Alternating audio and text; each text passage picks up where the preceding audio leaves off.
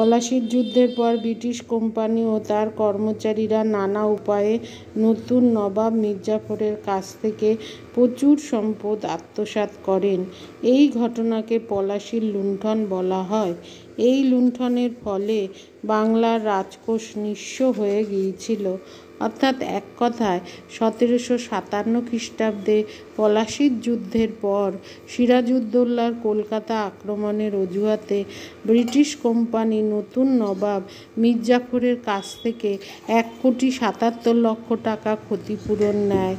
এরপর ক্লাইভ সহ কোম্পানির উচ্চ পদাধিকারীরা মির্জাফরের থেকে প্রচুর ধনসম্পদ ব্যক্তিগতভাবে পেয়েছিলেন। ব্রিটিশ কোম্পানির তরফে সব মিলিয়ে প্রায় 3 কোটি টাকার সম্পদ মির্জাফরের কাছ থেকে আদায় করা হয়েছিল।